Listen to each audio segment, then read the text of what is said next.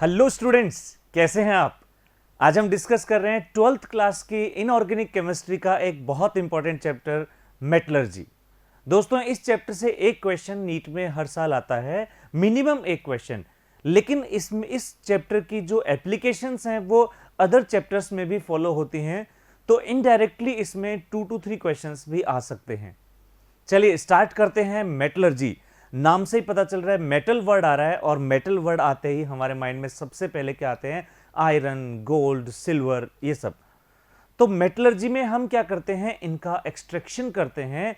कैसे हम इन मेटल्स को ऑब्टेन करेंगे बहुत ही इजी वे में, उसी को हमें यहां पर स्टडी करना है। और इसमें सबसे पहले हम देखते हैं इसका introduction. Introduction is the process of extraction of metals from its ore in profitable manner is called metallurgy. यानी हमें उस मेटल को ऑब्टेन करना है डिफरेंट प्रोसेस के थ्रू, लेकिन साथ में ये वर्ड जो है इंपॉर्टेंट है, इन प्रॉफिटेबल मैनर, यानी इसमें हमें प्रॉफिट होना चाहिए। इजी वे में, चीप वे में हमें ये ऑब्टेन होना चाहिए। इसी को हम कहेंगे मेटलर्जी। अगेन एक वर्ड है minerals. Minerals is a substance in which metal is present in either native state or combined state। तो यहां मिनरल क्या होते हैं? मिनरल हम ये कह सकते हैं एक कंपाउंड है जिसमें ये जो मेटल्स हैं ये फ्री स्टेट में या कंबाइंड स्टेट में अपने को मिलेंगे। हालांकि मिनरल का एक मीनिंग ये भी हो सकता है विच ऑब्टेन फ्रॉम माइंस। माइंस यानी जिसको हम जमीन के अंदर से खोद के निकालते हैं, माइंस के अंदर से मिनरल्स। इसके बाद मिनरल्स का ही एक और टर्म है स्पेशल, और वो है ore. Ore is the mineral form, mineral from which the metal can be economically and conveniently extracted. यानी ऐसे मिनरल जिसमें हमें मेटल्स को बहुत ही इकोनॉमिकली वे में ऑब्टेन हो जाए, इसी को हम नाम दे देते हैं ओर्स। नेक्स्ट है gang or matrix. Gang or matrix जो होते हैं वो अनअवॉइडेबल पार्ट होते हैं इस मेटलर्जी के। देखें, इसमें gangue or matrix is the non metallic impurities present in the ore. Non metallic impurities, तो एक मेटल जो हम एक्सट्रैक्ट कर रहे हैं, हो सकता है उसमें सॉयल या इस तरह की कोई इंप्योरिटीज हो। इन इंप्योरिटीज को हम नाम दे देते हैं gangue or matrix. These are non metallic impurities. Next, कुछ कॉमन स्टेप्स हैं जो मेटलर्जी में यूज होती हैं। सबसे पहले इसमें है क्रशिंग एंड ग्राइंडिंग। तो दोस्तों, हम जैसे हमने कहा माइंस से हम खोद के इसको निकालते हैं, तो माइंस से जब ये प्रोसेस से बाहर आते हैं एक बड़े बड़े पत्थरों के रूप में, एक लार्ज स्टोन की फॉर्म में हमें ऑब्टेन होते हैं, उसमें से हमें मेटल को एक्सट्रैक्ट करना है। तो पहले उन स्टोन्स को क्रश किया जाता है, ग्राइंड किया जाता है, स्मॉल पार्टिकल्स में उनको कन्वर्ट किया जाता है। Crushing and grinding. इसके बाद कंसंट्रेशन, और कंसंट्रेशन का मतलब यह है कि उस स्टोन में बहुत सारा पार्ट वेस्ट पार्ट भी है जो इसमें सिलिका की फॉर्म में, मिट्टी की फॉर्म में मिल सकता है। तो पहले उसको कंसंट्रेट किया जाएगा। कंसंट्रेट का मतलब है कि हमें उस जो हमें बल्क मिला है उसमें से जो इंप्योरिटीज हैं उनको रिमूव करना है। इसके कुछ मेथड हैं। सबसे पहले लेविगेशन और ग्रेविटी सेपरेशन। इसमें क्या करते हैं हम? The method is based on the difference in density of the ore and gangue particles. Ore particles और gangue particles, इनमें डेंसिटी में डिफरेंस होगा, तो हम ये काम में ले लेंगे। और इसमें क्या करते हैं, जो पाउडर फॉर्म में हमें और मिलता है, इसमें हम रनिंग स्टीम वाटर में उसको रख देते हैं। अगर स्टीम वाटर में हमने उसको रख दिया तो क्या होगा, उसमें जो लो डेंसिटी वाले पार्टिकल्स हैं, इंप्योरिटीज हैं, वो तो वॉश आउट हो जाएंगे, और पीछे जो और है वो पार्टिकल्स हैं वो रह जाएंगे जिसकी डेंसिटी हाई है। Lighter impurities particles washed off with water and heavier ore particles settle down at the bottom. इसके बाद नेक्स्ट देखें मैग्नेटिक सेपरेशन। नाम से पता चल रहा है मैग्नेटिक यानी कहीं ना कहीं आयरन भी इसमें इन्वॉल्व होगा। तो मैग्नेटिक सेपरेशन में क्या करते हैं, ore and gangue are separated if only one of them having magnetic property. यानी या तो जो ओर है इसमें मैग्नेटिक प्रॉपर्टी हो, या फिर जो मैट्रिक्स या गैंग है इसमें प्रॉपर्टी हो मैग्नेटिक की, कोई एक मैग्नेटिक वाला होना चाहिए। इसमें हम देख रहे हैं दो, इसमें एक रोलर है और इस पर हम और जो है ये डाल रहे हैं, और इसको जैसे आगे बढ़ाते हैं एक मैग्नेटिक रोलर होगा, तो जिसमें मैग्नेटिक प्रॉपर्टीज होंगी वो इस रोलर के बिल्कुल पास में आके गिरेंगे, और जो नॉन मैग्नेटिक होंगे वो दूर जाके गिरेंगे, तो इससे सेपरेट हो जाएगा। और ये जनरली आयरन मेटलर्जी में काम में लेते हैं हम इसको। फ्रोथ फ्लोटेशन प्रोसेस, बहुत इंपॉर्टेंट प्रोसेस है ये, फ्रोथ फ्लोटेशन। फ्रोथ का मतलब होता है फोम बनना, लेदर बनना, फोम बनना। फ्लोटेशन यानी वो फॉर्म में जो है वो ऊपर आ जाएंगे। तो देखें इसमें क्या होता है, it is employed for sulphide और it is based on the different wetting characteristics of the ore and gangue particles. यानी कि जब हम इनके फ्रोथ बनाएंगे, वो फ्रोथ जो होंगे वो केवल और बनाएंगे, और जो मैट्रिक्स या गैंग होंगी वो सेटल डाउन हो जाएंगी उसी के अंदर। जैसे एक डायग्राम इसमें बना रखा है, इस डायग्राम को समझते हैं। इसमें क्या करते हैं, जैसे हमने यहां पर जो भी हमें ऑब्टेन हुआ विद इंप्योरिटीज वो हमने इसमें रख दिया, और इसमें हमने कुछ फ्रोथ बनाने के लिए हमने यूज किए जैसे पाइन ऑयल्स। पाइन ऑयल जो होता है वो फ्रोथिंग एजेंट होता है, और इसमें कुछ कलेक्टर्स होते हैं जैसे ethyl xanthate and potassium ethyl xanthate, activators होते हैं जो एक्टिव करते हैं इनको। ये सब हमने इसके अंदर मिला दिए। अब क्या होगा, इसमें ऊपर से एयर पास करेंगे। एयर पास करेंगे तो जो पार्टिकल्स हमने मिलाए हैं उसमें से जो और पार्टिकल्स होंगे वो तो इसमें फ्रोथ के साथ में इसमें ऐड होकर ऊपर आ जाएंगे सरफेस पर, और जो मैट्रिक्स और या गैंग जो है वो नीचे रह जाएंगे। अब इन फ्रोथ को हम सेपरेट कर लेंगे, और फ्रोथ के अंदर ही हैं और पार्टिकल्स, इनको वॉश आउट कर लेंगे और पार्टिकल्स को सेपरेट कर लेंगे। तो इंपॉर्टेंट क्या है यहां पर कि एक तो सल्फाइड ओर के लिए यूज करते हैं, दूसरा इसमें ये जो है pine oil, ethyl xanthate, potassium ethyl xanthate, ये कॉपर सल्फेट, ये सब भी इंपॉर्टेंट है। क्वेश्चन बहुत बार आ चुका है फ्रोथ फ्लोटेशन मेथड से। नेक्स्ट है लीचिंग मेथड, एक और कंसंट्रेशन का मेथड लीचिंग, और इसमें क्या करते हैं, केमिकल मेथड है ये, यानी रिएक्शंस इसमें हम कराएंगे। क्या रिएक्शन कराते हैं इसमें, selective dissolution of ore in strong reagent whereas gangue matrix particle are undissolved and get separated. यानी इसमें हम रिएक्शन कराएंगे तो इसमें क्या होगा, जैसे केमिकल मेथड है हाइड्रोमेटलर्जी। हाइड्रोमेटलर्जी का सीधा सीधा रिलेशन क्या होता है कि इसमें जैसे एक एग्जांपल लेते हैं कि हमने क्या किया, एक रिएक्शन कराई, यहां पर एक सॉल्वेंट ले लिया, सेलेक्टिव सॉल्यूशन, सेलेक्टिव सॉल्वेंट, उसमें से क्या हुआ कि कुछ पार्ट तो डिसॉल्व हो जाएगा और कुछ अनडिसॉल्व रहेगा। तो जो पार्ट डिसॉल्व हो गया, जैसे और पार्टिकल्स है वो डिसॉल्व हो गए, उनको सेपरेट कर लिया, अनडिसॉल्व पार्ट को फिल्टर करके सेपरेट कर लिया, तो इस तरह से ये दोनों सेपरेटेड हो जाएंगे। नेक्स्ट, ये कब यूज करते हैं, employed for concentrating ore of aluminium, silver and gold. Aluminium, silver and gold, इनको हम कन्वर्ट करते हैं। ठीक है, तो ये तो था कंसंट्रेशन पार्ट।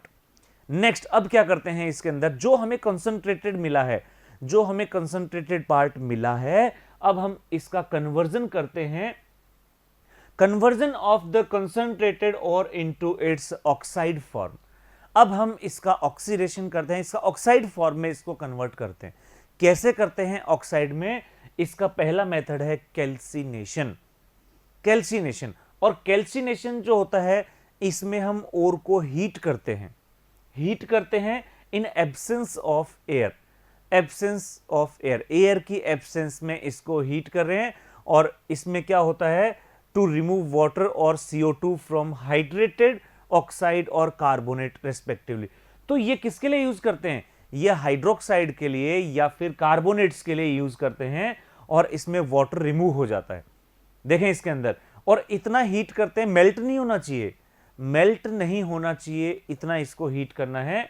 उसके बाद में है process temperature is below the melting point of treated ore, यानी कि मेल्टिंग पॉइंट से बिलो टेम्परेचर तक ही हीट करना है, हमें सिर्फ ऑक्साइड में कन्वर्ट करना है। देखो रिएक्शन जैसे ये रिएक्शन है Fe2O3.3H2O, जब हमने इसको हीट किया तो वाटर रिमूव हो गया, कार्बोनेट को हीट किया तो CO2 रिमूव हो गया। यानी हाइड्रेटेड या कार्बोनेट जो होता है इसको हीट करते हैं एब्सेंस ऑफ एयर में, और ये ऑक्साइड्स में कन्वर्ट हो जाते हैं। तो इसमें देखो क्या है, during calcination moisture volatile impurities are removed by ore become porous. तो पोरस हो जाएगा क्योंकि रिमूव हो रहा है, एयर रिमूव हो रही है, CO2 रिमूव हो रहा है, H2O रिमूव हो रहा है वहां से। तो यहां एक मेथड तो ये हो गया कैल्सिनेशन, ये तो था एब्सेंस ऑफ एयर में। अब एक मेथड लेते हैं जो एयर की प्रेजेंस में होना चाहिए, ठीक है ना। अब एयर का वर्ड, एयर वर्ड सुनते ही हमारे माइंड में ऑक्सीजन आता है, ऑक्सीजन। तो पीछे हमने एयर एब्सेंस क्यों लिया, क्योंकि ऑलरेडी ऑक्सीजन था। एयर की प्रेजेंस कब लेंगे, जब और में ऑक्सीजन ना हो। जैसे इसमें रोस्टिंग, तो ये है रोस्टिंग जो एयर की प्रेजेंस में होता है। और is heated strongly with other substance usually with oxygen, oxygen की प्रेजेंस में reaction. Employed for sulphide, sulphide और हैं, हमें तो ऑक्साइड में कन्वर्ट करना है, सल्फाइड है ऑक्साइड में कन्वर्ट करना है, तो एयर की प्रेजेंस चाहिए हमें। Process temperature again below melting point, यहां भी मेल्टिंग पॉइंट से बिलो टेम्परेचर की रिक्वायरमेंट होगी। इसके बाद एक एग्जांपल देख रहे हैं, conversion of metal sulphide into oxide, ZnS PbS, इनको ऑक्सीजन के साथ हीट कर रहे हैं, ZnO PbO इन सब में कन्वर्ट हो गया। SO2 जो है एज ए इंप्योरिटी इसमें से रिमूव हो जाएगा। नेक्स्ट देखें इसके बाद में एलिंगम डायग्राम, बहुत इंपॉर्टेंट है एलिंगम डायग्राम। एनसीईआरटी में एक कंप्लीट पेज है, और जब आप मेटलर्जी स्कूल में अगर आपने पढ़ी हो तो वहां पर सबसे इंपॉर्टेंट इस चैप्टर में बताया जाता है एलिंगम डायग्राम। हालांकि इसमें से क्वेश्चन अभी कॉमन, क्वेश्चन आना अभी कॉमन नहीं हुए हैं, बट ये ऐसा इंपॉर्टेंट पॉइंट है कि इसमें कभी भी कोई क्वेश्चन आ जाएगा। नेक्स्ट है इसमें, तो क्या है ये Ellingham diagram. The changes in Gibbs energy that occurs when 1 mole of oxygen is used may be plotted against temperature for a number of reactions of metals to from their oxides to their from oxides। यानी कि अगर हम किसी metal को oxygen के साथ में, किसी को भी ऑक्सीजन के साथ में हीट करें, ऑक्साइड्स में कन्वर्ट करें, तो इसका टेम्परेचर के अगेंस्ट एक ग्राफ बनाते हैं गिब्स एनर्जी वाला, इसको हम बोलते हैं Ellingham diagram. Such a graph is shown in जो नेक्स्ट फिगर आएगा and is called an Ellingham diagram for oxides. Similarly, we can plot Ellingham diagram for sulfide and halides. वैसे तो हम सल्फाइड हैलाइड के लिए भी ये डायग्राम बना सकते हैं, फिलहाल ये डायग्राम हम देख रहे हैं ऑक्साइड्स के लिए। देखिए ये एक डायग्राम है ऑक्साइड्स का, यहां पर हमें डिफरेंट टेम्परेचर पर और different delta G not, sorry delta G Gibbs energy में ये एक ग्राफ बना रखा है, ठीक है। ये टेम्परेचर है जिस पर ये कन्वर्जन होता है, और ये फ्री एनर्जी वाले ग्राफ जहां पर ये क्रॉस होता है, उससे पहले पहले वाले जो ग्राफ हैं वो हम यूज कर सकते हैं। तो ये एक एलिंगम डायग्राम है ऑक्साइड्स के लिए। इस डायग्राम की हेल्प से हम टेम्परेचर, रिएक्शन टेम्परेचर बता सकते हैं कि कौन सी रिएक्शन के लिए हमें कितना टेम्परेचर चाहिए, कौन सी रिएक्शन के लिए हमें कितना टेम्परेचर चाहिए। इसमें क्या होता है कि जो नीचे वाला जो होता है ये ऊपर वाले को ऑक्सीडाइज कर देता है, इस तरह से ये ऑक्सीडाइज करने वाला है, ठीक है, एक दूसरे का ऑक्सीडेशन करने के लिए। तो ये है एलिंगम डायग्राम जिसमें टेम्परेचर और डेल्टा जी में ये ग्राफ है। चलिए नेक्स्ट देखते हैं इसके बाद, रिडक्शन बाय कार्बन। अभी तक हम ऑक्साइड में कन्वर्ट कर रहे थे, हमने ऑक्साइड में कन्वर्ट कर लिया, अब हम उस ऑक्सीजन को रिमूव करना चाह रहे हैं कि ताकि सिर्फ मेटल रह जाए, ठीक है ना। तो अब हम क्या करें, उसका रिडक्शन कर दें ऑक्साइड्स का। तो रिडक्शन हम कर सकते हैं कार्बन के थ्रू, जिसको हम बोल देंगे स्मेल्टिंग। स्मेल्टिंग एक प्रोसेस होता है जिसमें कार्बन की हेल्प से इसका रिडक्शन किया जाएगा। देखें क्या होता है, the oxides of less electropositive metals like Pb, Zn, Fe, Sn, Cu, ये सब जो होते हैं वो स्ट्रोंगली हीट करते हैं हम कोल और कोक के साथ में। कार्बन का एक एलोट्रोप लेते हैं, कोक या कोल, इसके साथ में स्ट्रोंगली हीट करते हैं। तो जो कार्बन होता है ये ऑक्साइड को, जो ऑक्साइड जो है ऑक्साइड बना लेगा, और जो मेटल ऑक्साइड है उसका रिडक्शन हो जाएगा। देखें इसके कुछ पॉइंट्स हैं। Reduction of the oxide with carbon at high temperature is known as smelting. ये तो हो गई स्मेल्टिंग की डेफिनेशन। इसके बाद नेक्स्ट क्या है, flux. Flux is added during smelting which reduce the melting point of impurities. अब होता क्या है कि इंप्योरिटीज का मेल्टिंग पॉइंट बहुत ज्यादा होता है, स्पेशली सिलिका। सिलिका का मेल्टिंग पॉइंट बहुत ज़्यादा होता है, लेकिन अगर हम मेल्ट करने बैठे तो बहुत ज़्यादा हीट चाहिए। तो उसके लिए हम क्या करते हैं, कुछ फ्लक्स ऐड करते हैं, और वो फ्लक्स क्या करते हैं, इम्प्योरिटीज का मेल्टिंग पॉइंट डिक्रीज कर देते हैं, तो वो जल्दी मेल्ट होकर रिमूव हो जाते हैं। ठीक है ना। तो इसमें जो फ्लक्स के साथ ऐड किया जाता है इम्प्योरिटीज को, फिर जो पार्ट बनता है इसको बोलते हैं स्लैग। स्लैग, जब फ्लक्स और इम्प्योरिटीज मिक्स हो जाते हैं, स्लैग, और ये जो होते हैं वो इजीली सेपरेट हो जाते हैं due to its lower densities.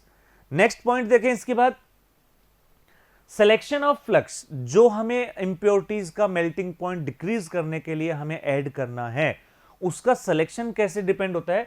Selection of flux depends upon nature of impurity present, it's impurities acidic और बेसिक। तो देखें इसमें, अगर मान लो जो इंप्योरिटी है वो एसिडिक है, तो फ्लक्स हमें उसमें बेसिक मिलाना है। अगर इंप्योरिटी बेसिक है तो फ्लक्स हमें एसिडिक, यानी अपोजिट नेचर वाला हमें इसमें फ्लक्स मिलाना है, वाइस वर्सा इसमें इंप्लॉयड करना अपने को। Smelting is usually carried out in blast furnace और रिवर्बरेटरी फर्नेस। ब्लास्ट फर्नेस में हम देखते हैं, तो अभी देखेंगे ब्लास्ट फर्नेस का एक डायग्राम देखेंगे पूरा, तो इसमें होगी स्मेल्टिंग। नेक्स्ट चलिए, एक और रिडक्शन होता है, वो तो था कार्बन की हेल्प से।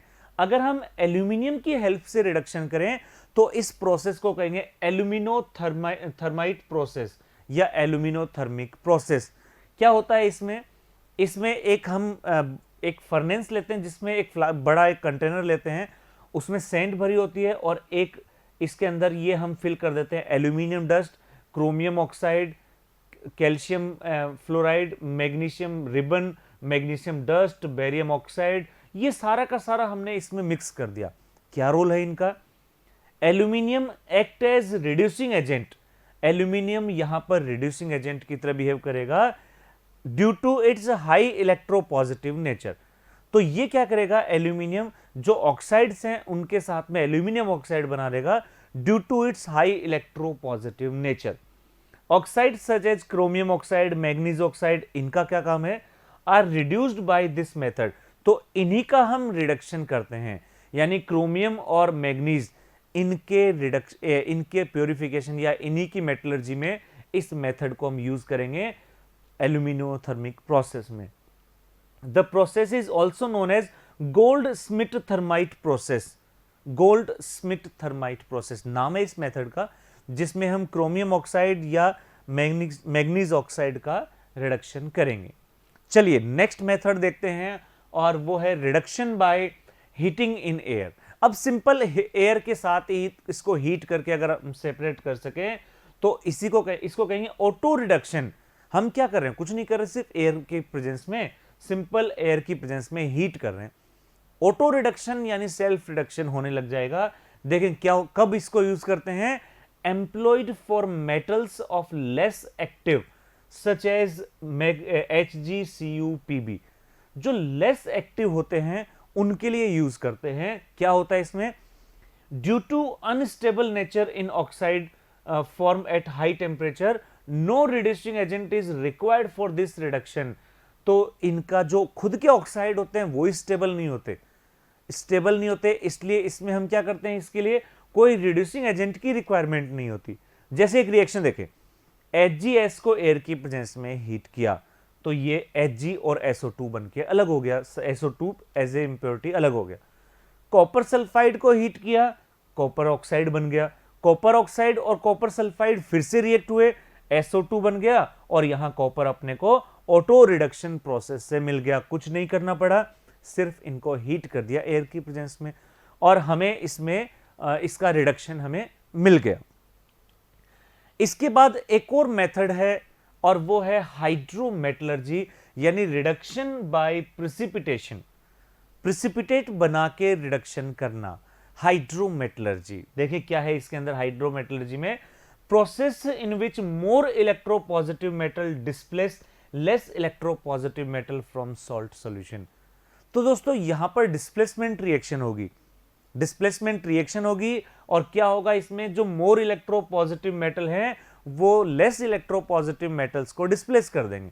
जो हमने जैसी रिएक्शंस हमने इलेक्ट्रोकेमिस्ट्री में या रेडॉक्स रिएक्शन में देखी थी कि सॉल्ट से मेटल को डिस्प्लेस करना। तो इसमें क्या करते हैं, first the concentrated ore is dissolve in strong reagent and remove insoluble precipitates. Insoluble part को पहले अलग कर लेते हैं हम स्ट्रॉन्ग इसमें रिएजेंट की हेल्प से। अब क्या करते हैं, now the metal is precipitated by addition of more electropositive elements. तो पहले तो हमने इंप्योरिटीज को अलग किया, इंप्योरिटीज को अलग किया और एक सॉल्ट को हमने अलग कर लिया, जिस सॉल्ट में वो मेटल है जो अपने को चाहिए। उसके बाद एक एक्टिव मेटल से रिएक्शन कराई जिसने उस लेस एक्टिव मेटल्स को उस सॉल्ट से रिप्लेस कर दिया जिसकी हमें रिक्वायरमेंट थी। जैसे एक एग्जांपल हम देख रहे हैं, हमें सिल्वर सल्फाइड जो है इसमें से सिल्वर को सेपरेट करना है। तो पहले हमने क्या किया, NaCN के साथ रिएक्शन कराई सोडियम साइनाइड के साथ, और सोडियम साइनाइड के साथ ये बनाएगा सोडियम डाइसाइनो अर्जेंटेट, एक कॉम्प्लेक्स कंपाउंड बन गया किसका, Ag का, सोडियम के साथ में। अब हमने इसकी रिएक्शन कराई जिंक के साथ। अब जिंक जो है वो Ag से मोर रिएक्टिव होता है, सिल्वर से ज्यादा रिएक्टिव होता है, तो ये जो Zn होगा वो Ag को रिप्लेस कर देगा और Ag का यहां प्रिसिपिटेट बन जाएगा और हमें यहां से Ag सेपरेट मिल जाएगा। ठीक है ना, Ag यहां से हमें सेपरेट मिल जाएगा। तो यहां देखो इसमें एक नोट है कि this type of precipitation process is called cementation. Cementation हम इस प्रोसेस को कहेंगे। नेक्स्ट है इसके बाद में रिफाइनिंग और प्योरिफिकेशन। नेक्स्ट देखते हैं रिफाइनिंग एंड प्योरिफिकेशन। चलिए देखते हैं रिफाइनिंग एंड प्रोसेसिंग। तो refining and purification, refining and purification में हम क्या करते हैं, जो हमें रिड्यूस होने के बाद, रिडक्शन के बाद जो कंपाउंड जो मिला है और उसको रिफाइन करते हैं और मेटल को एक्सट्रैक्ट करते हैं बिल्कुल प्योर फॉर्म में। तो प्योर फॉर्म में the metal after reduction process consist of number of impurities like silicon, phosphorus, slag, oxide and their metals, other metals, ये सब होते हैं इसमें। इनको अब हमें सेपरेट आउट करना है। Removal of all these impurities to get pure metal is called as refining. तो इन इंप्योरिटीज को रिमूव करके प्योर मेटल ऑब्टेन करना, यही है यहां पर रिफाइनिंग। मेथड देखते हैं रिफाइनिंग के। सबसे पहला है ऑक्सीडेशन मेथड। ऑक्सीडेशन मेथड में हम क्या करते हैं, used for refining those metals in which the impurities have greater tendency to get oxidized than the metal itself. ऐसी अगर इंप्योरिटीज हैं जिनका ऑक्सीडेशन मेटल के कंपैरिजन में ज्यादा इजीली हो जाता है, यानी ज्यादा एफिनिटी रखती है वो ऑक्सीजन के लिए कोई इंप्योरिटीज, तो उसमें हम ये मेथड हम काम में ले सकते हैं। Various oxidation process used for different metals bear different names. बहुत सारे मेथड इसमें आने वाले हैं, एक एक करके हम मेथड देखेंगे। जैसे कुछ एग्जांपल हैं पॉलिंग। पॉलिंग में हम क्या करते हैं, जो ग्रीन वुड्स हैं उनका यूज करते हैं। पडिंग, बेसेमराइजेशन एंड क्यूपुलेशन, ये कुछ मेथड हैं। जैसे एक बेसेमराइजेशन एक एग्जांपल ले रखा है, और बेसेमराइजेशन जो होता है ये कन्वर्टर होता है कॉपर के लिए। देखिए जैसे इसके अंदर मोल्टन मेटल इसमें रखा होता है जो मेल्ट किया हुआ होता है, और एयर और SiO2 इसमें से पास होते हैं और इसमें से ऑक्सीडेशन हो जाता है इंप्योरिटीज का। और इस तरह से बेसेमराइज जो है बेसेमर कन्वर्टर ऑफ कॉपर। इसके बाद नेक्स्ट देखें इलेक्ट्रो रिफाइनिंग। एक तो था ऑक्सीडेशन, अब है इलेक्ट्रो रिफाइनिंग। इलेक्ट्रो रिफाइनिंग में हम क्या करते हैं, इलेक्ट्रोलाइसिस करते हैं, प्योर इसमें मेटल मिलेगा अपने को। Employ for refining of highly electropositive metals like aluminium, copper, Ag, Zn, Sn, Pb, chromium, nickel, ये सब, इन सब में हम काम में लेते हैं। तो यहां जैसे एक एग्जांपल कॉपर मेटलर्जी का दे रखा है। देखें इसके अंदर क्या है कि जो कैथोड होता है ये तो प्योर कॉपर का यूज करते हैं हम, और एनोड जो होता है इम्प्योर कॉपर का, जो हमें पहले ऑब्टेन हुआ था ऑटो ऑक्सीडेशन से, ये हमने ले लिया यहां पर। अब देखो क्या होगा, ऑटो रिडक्शन से, सॉरी। तो इसमें क्या होगा, एक सॉल्वेंट होगा यहां पर सल्फेट, ये एक इलेक्ट्रोलाइट सॉल्वेंट है, इलेक्ट्रिसिटी पास करते हैं, इसमें से जो एनोड पर होता है ऑक्सीडेशन, और यहां से क्या होगा, यहां से जो Ag होगा वो Ag प्लस की फॉर्म में, जितने सॉरी कॉपर जो होगा, मेटल जो होगा वो पॉजिटिव की फॉर्म में आएगा, और सॉल्यूशन से होता हुआ कैथोड पर डिपॉजिट हो जाएगा। कैथोड बहुत थिन लेयर लेते हैं हम, प्योर कॉपर की थिन लेयर, और धीरे धीरे कैथोड जो होता है वो थिक होता चला जाता है, क्योंकि उसमें प्योर कॉपर है।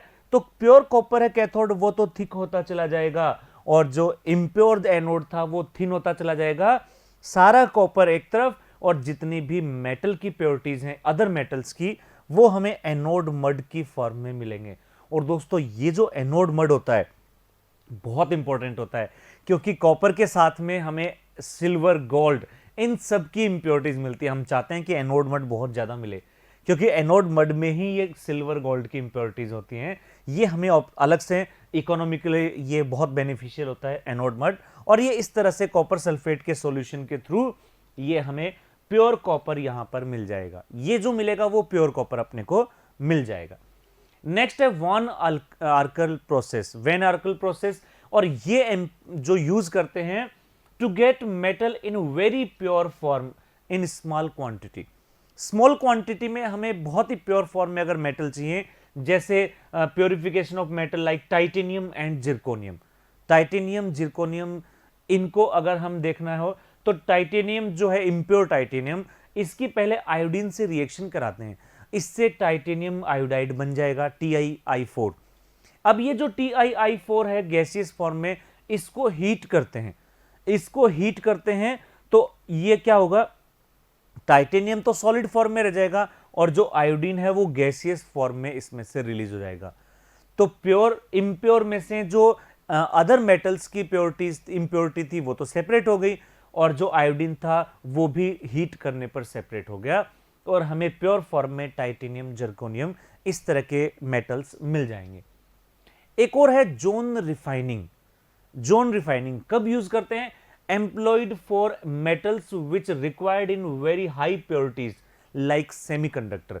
जब हमें किसी मेटल की बहुत ज्यादा हाई प्योरिटी चाहिए, जैसे जो सेमीकंडक्टर्स होते हैं, तो यहां पर मेथड यूज करेंगे। क्या होता है इसमें, क्या इसका प्रिंसिपल है? The method is based on the principle that an impure metal on solidification will deposit crystals of pure metals and the impurities will remain behind in the molten part of metal।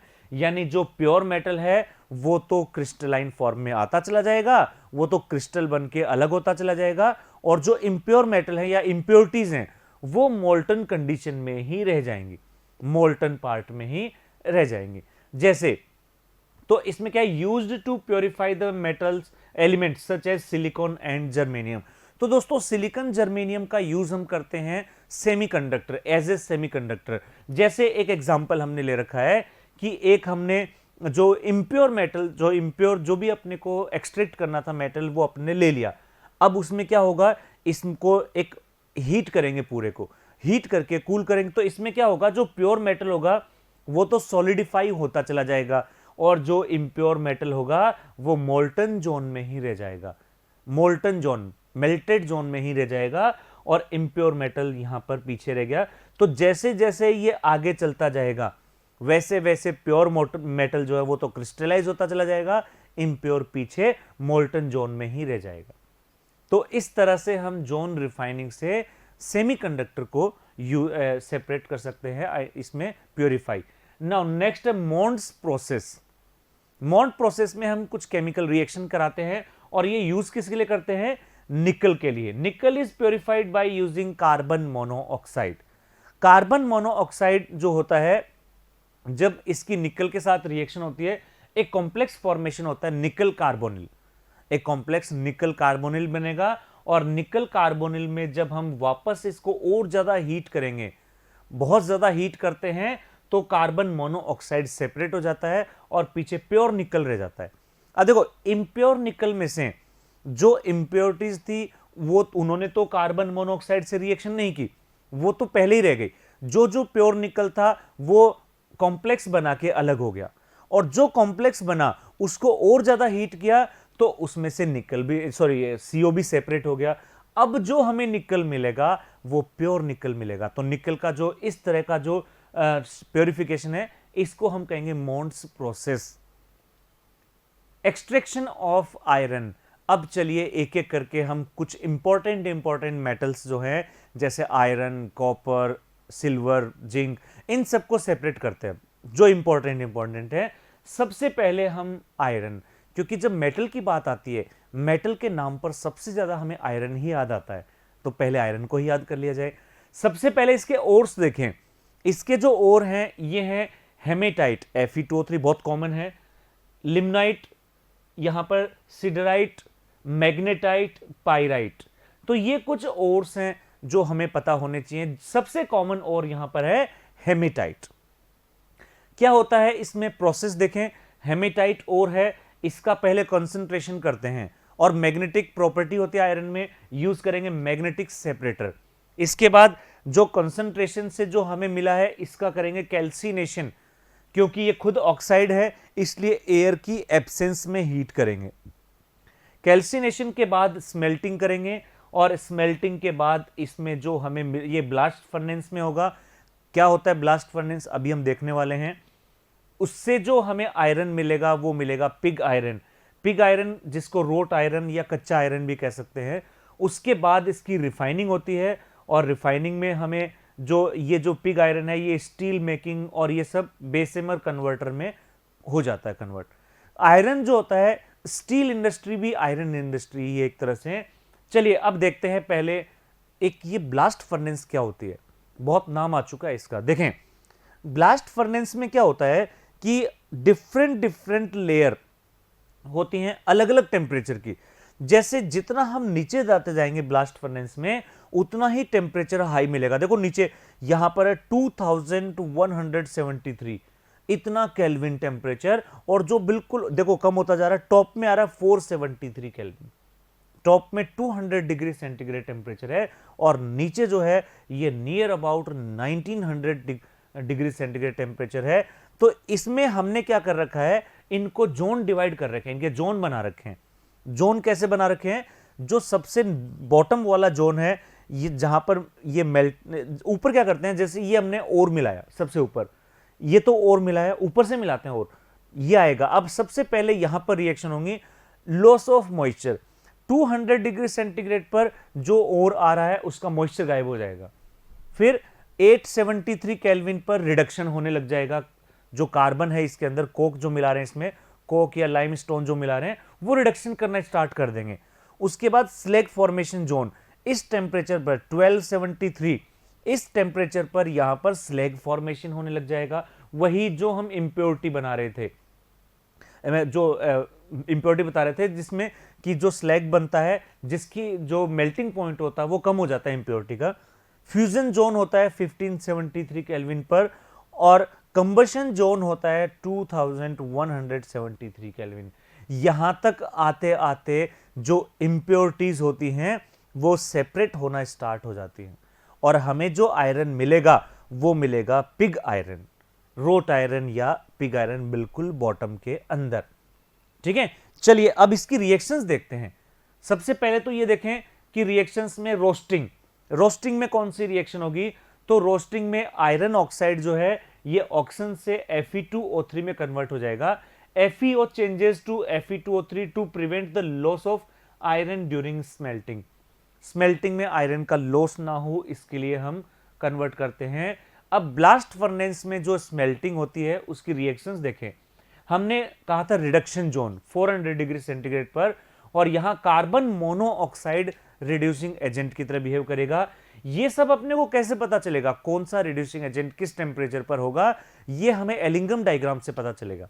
उसकी help से हम देखें कि carbon monoxide 400 degree centigrade पर reduction करेगा। Fe2O3 जो है Fe3O4 में कन्वर्ट हो जाएगा, या Fe3O4 जो है वो FeO में कन्वर्ट हो जाएगा। अगेन जब टेम्परेचर थोड़ा नीचे आएंगे, टेम्परेचर और ज्यादा इंक्रीज होगा, वहां पर कार्बन मोनोऑक्साइड FeO को Fe में कन्वर्ट कर देगा और कैल्शियम कार्बोनेट जो है, कैल्शियम कार्बोनेट, ये कैल्शियम ऑक्साइड में कन्वर्ट हो जाएगा। यहां से CO2 रिमूव, तो यहां से CO2 जो है रिमूव होती चली जाएगी। इसके बाद सेंट्रल जोन जो आता है, मिडिल जोन जो है सेंट्रल जोन, वहां पर क्या होगा, FeO जो होता है वो CO2 और कार्बन और Fe में कन्वर्ट हो जाएगा। टेम्परेचर होगा 900 टू 1200 डिग्री सेंटीग्रेड, और यहां पर Fe जो होगा वो कैटलिस्ट की तरह बिहेव करेगा। Carbon and carbon so formed is dissolve in Fe। तो यहां पर देखें, अब यहां पर क्या होगा, कैल्शियम ऑक्साइड जो बना था, हमने याद हमने कहा था स्लैग फॉर्मेशन, स्लैग जोन, तो कैल्शियम ऑक्साइड सिलिकॉन ऑक्साइड के साथ में कंबाइंड होकर कैल्शियम सिलिकेट, सिलिका का मेल्टिंग पॉइंट बहुत ज्यादा होता है लेकिन कैल्शियम सिलिकेट का कम हो जाता है। तो यहां पर क्या होता है, ये जो इंप्योरिटी थी जो हाई मेल्टिंग पॉइंट वाली थी वो स्लैग की फॉर्म में लो मेल्टिंग पॉइंट वाले में कन्वर्ट हो जाएंगे। फ्यूजन जोन जिसकी हम बात करें, जो सेकंड लोअर मोस्ट पार्ट था फ्यूजन जोन 1200 डिग्री सेंटीग्रेड पर ही, इसमें जो कार्बन बना था अभी थोड़ी देर पहले, तो CO2 कार्बन से रिएक्शन करके कार्बन मोनोऑक्साइड में कन्वर्ट हो जाती है, कार्बन मोनोऑक्साइड। और ये कार्बन मोनोऑक्साइड जैसे जैसे ऊपर आएगा तो ये ऊपर से जो Fe आता जा रहा है उसका रिडक्शन करता चला जाएगा। तो ये बन तो नीचे रहे हैं, ये बन तो नीचे रहे हैं, काम इनका ऊपर हो रहा है, ठीक है ना। हमने कहा ना 400 डिग्री सेंटीग्रेड पर, तो ये बन तो रहे हैं 1200 डिग्री सेंटीग्रेड पर, लेकिन जैसे एक वापस देखें, हम वापस देखें तो ये जो था, यानी ये बन तो यहां पर रहे हैं कार्बन मोनोऑक्साइड, लेकिन इनका यूज यहां पर जाकर हो रहा है, यहां रिडक्शन जोन में जाकर वो अपना इफेक्ट लगा रहे हैं। चलिए देखें वापस, तो ये जो था कंबशन जोन जो सबसे नीचे वाला जोन था 1500 टू 1600 डिग्री सेंटीग्रेड, वहां पर कार्बन ऑक्सीजन जो है CO बनाता है, कार्बन मोनोऑक्साइड जो बनता चला जाएगा वो ऊपर जाकर रिडक्शन करेगा। इसके बाद देखें नेक्स्ट, पिग आयरन जो अपने को लास्ट में मिल रहा था, पिग आयरन में क्या होता है, कार्बन की परसेंटेज 3.1 टू 4.5% होती है, और स्मॉल अमाउंट्स में सिलिकॉन, सल्फर, फास्फोरस ये सब होते हैं। और जो पिग आयरन होता है it is hard and brittle obtained from blast furnace. तो ब्लास्ट फर्नेस से जो आयरन मिलेगा, कच्चा आयरन, रॉट आयरन, उसको हम कहेंगे पिग आयरन, जिसमें कार्बन की परसेंटेज कुछ इस तरह से होगी। इसके बाद रोट आयरन में हम क्या करेंगे, पिग आयरन से थोड़ा सा कम कार्बन होगा, यानी इसका रिडक्शन कराएंगे, थोड़ा प्योर फॉर्म में आएगा, प्योरेस्ट फॉर्म आएगी इसमें आयरन की, और मेलिएबल होगा, फाइब्रस होगा। मेलिएबल जो होता है, मेलिएबिलिटी, डक्टिलिटी, ये सब प्रॉपर्टी आ जाएंगी। जैसे पिग आयरन तो था ब्रिटल, लेकिन ये ब्रिटल नहीं होता, मेलिएबल हो जाता है। स्टील में कार्बन की परसेंटेज जो होगी वो 0.15 टू 1.5% होगी, और स्टील की जो स्ट्रेंथ होती है वो नॉर्मल आयरन से ज्यादा होती है, ये हम जानते हैं। इसके बाद नेक्स्ट आ रहा है कॉपर। अब हम एक्सट्रैक्शन करते हैं कॉपर का। एक्सट्रैक्शन ऑफ कॉपर कैसे करेंगे, इसको पहले ओर्स देख लेते हैं क्या क्या है। Copper pyrites, CuFeS2, cuprite, ruby copper, या फिर copper glance Cu2S, malachite and azurite. These are ores of copper. Process देखते हैं, पहले इसका एक फ्लो चार्ट देख लेते हैं प्रोसेस का। सबसे पहले कॉपर पाइराइटिस जो है सबसे कॉमन इसका ओर है, रोस्टिंग करते हैं, ठीक है ना। रोस्टिंग करने के बाद, क्योंकि इसमें सल्फाइड ओर है इसलिए रोस्टिंग करेंगे हम, स्मेल्टिंग करेंगे ब्लास्ट फर्नेस के अंदर। इसके बाद जो मिलेगा उसको मेट कहेंगे, जिसमें Cu2S और FeS ये इसके अंदर मिलेंगे। इसके बाद में होगा एयर और सिलिका पास होगी इसके अंदर, बेसेमराइजेशन प्रोसेस होगा। बेसेमराइजेशन में बेसेमर कन्वर्टर हमने देखा था, एक डायग्राम आया था बीच में, और उसमें स्लैग फॉर्मेशन हो जाएगा जो बॉटम में रह जाता है। ब्लिस्टर कॉपर इसमें हमें मिलेगा। ब्लिस्टर कॉपर कब बनता है, जब इसमें सल्फर की जो इंप्योरिटी होती है वो SO2 बन के अलग हो जाती है। सेल्फ रिडक्शन से जो SO2 की इंप्योरिटी है जब कॉपर से अलग होती जाती है तो वो मिलता है अपने को ब्लिस्टर कॉपर। ऐसा लगता है ब्लिस्टर फॉर्मेशन हो गया वो सरफेस पर। इसके बाद इसकी रिफाइनिंग होती है। दो मेथड है रिफाइनिंग के, पोलिंग या फिर इलेक्ट्रोलाइटिक रिफाइनिंग। पोलिंग में ग्रीन वुड्स काम में लेते हैं, कार्बन मिलेगा ग्रीन वुड से और वो इसका प्योरिफिकेशन कर देगा, रिडक्शन कर देगा। इलेक्ट्रोलाइटिक रिफाइनिंग हम ऑलरेडी डिस्कस कर चुके हैं, जिसमें एनोड मड बनाया था, प्योर कॉपर जो था कैथोड का था, इम्प्योर एनोड का था, सारा हम ये प्रोसेस देख चुके हैं।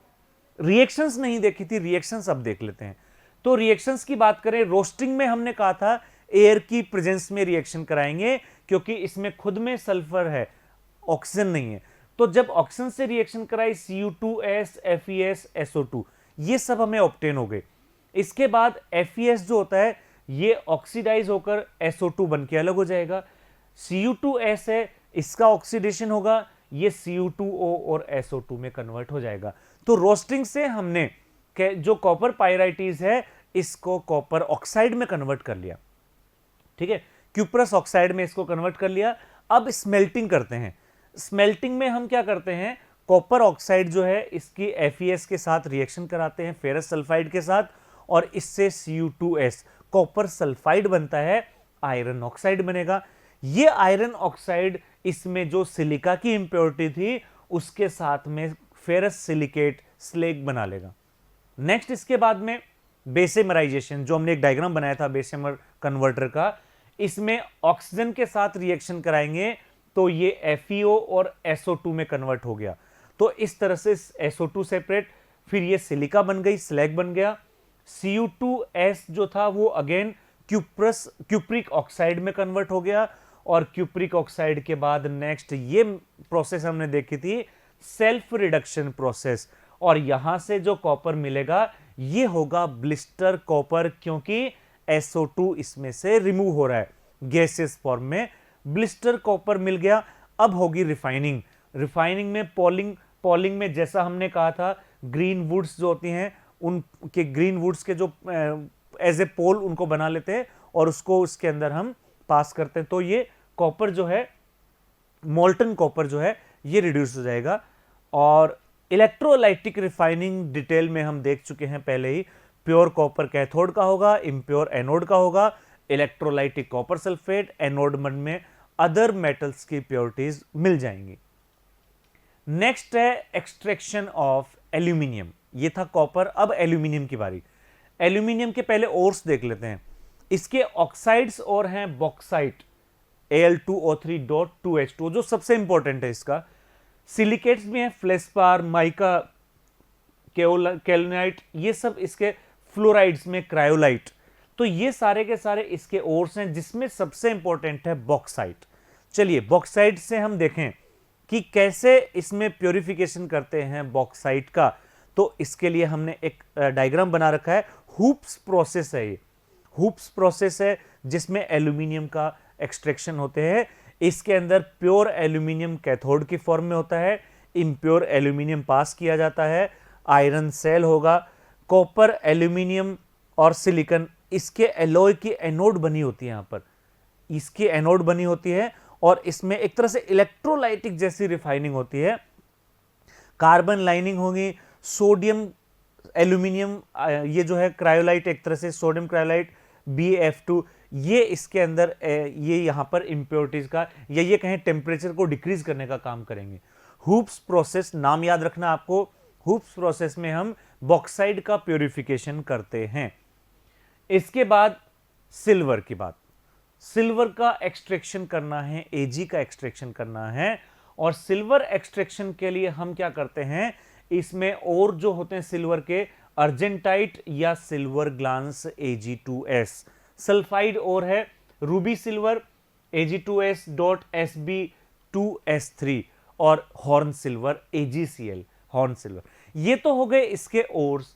प्रोसेस की बात करें तो साइनाइडेशन और MacArthur Forrest cyanide process, नाम याद रखना आपको, MacArthur cyanide Forrest process, जो काम में लेते हैं हम यहां पर Ag के लिए। देखो क्या है इसमें, सिल्वर ग्लांस ले लिया हमने Ag2S, फ्रोथ फ्लोटेशन मेथड, क्यों, क्योंकि सल्फाइड है और सल्फाइड का कंसंट्रेशन फ्रोथ फ्लोटेशन से करते हैं। इसके बाद हमने लीचिंग मेथड से, इसमें लीचिंग मेथड याद है क्या था, जिसमें हमने रिएक्शंस कराई थी, केमिकल रिएक्शंस। उसके बाद हमें मिला सॉल्यूशन सोडियम, ये कॉम्प्लेक्स बन गया सिल्वर साइनाइड का, सोडियम के साथ कॉम्प्लेक्स, सोडियम सिल्वर अर्जेंटेट जो है, सोडियम अर्जेंटो साइनाइड, सॉरी। उसके बाद डिस्प्लेसमेंट रिएक्शन कराई और डिस्प्लेसमेंट रिएक्शन से हमें Ag मिल जाएगा, प्योर Ag यहां पर डिस्प्लेसमेंट रिएक्शन से मिल जाएगा। तो ये था मैक आर्थर प्रोसेस। और सबसे लास्ट है और ये है जिंक। अब जिंक का प्योरिफिकेशन करते हैं। सबसे पहले इसके देख लेते हैं ओर्स क्या क्या हैं। सबसे इंपॉर्टेंट है जिंक ब्लेंड जेडएनएस, कोलेमाइन, सल्फेराइट, जिंकाइट, या फिर ये तो हो गए इसके ओर्स। ऑक्साइड भी हैं, कार्बोनेट्स भी हैं, सल्फाइड भी हैं। एक्सट्रैक्शन इसका हम करते हैं, जिंक ब्लेंड अगर लेंगे तो सल्फाइड और लेंगे तो फ्रोथ फ्लोटेशन होगा। फ्रोथ फ्लोटेशन के बाद रोस्टिंग के बाद स्मेल्टिंग, अगेन सेम वही प्रोसेस, और इलेक्ट्रोलाइटिक रिफाइनिंग के थ्रू जिंक फॉर्मेशन, जिंक अपने को प्योर फॉर्म में मिल जाएगा। तो जितने भी हमने मेटल्स देखे हैं, एक तो इनके ओर्स बहुत इंपॉर्टेंट है, कंसंट्रेशन कौन से मेथड से करें वो इंपॉर्टेंट है, रोस्टिंग करना है कि कैल्सिनेशन करना है वो इंपॉर्टेंट है, बीच में ब्लास्ट फर्नेस, बेसिमराइजेशन ये सब आए थे वो इंपॉर्टेंट है, मेथड्स के नेमिंग इंपॉर्टेंट है।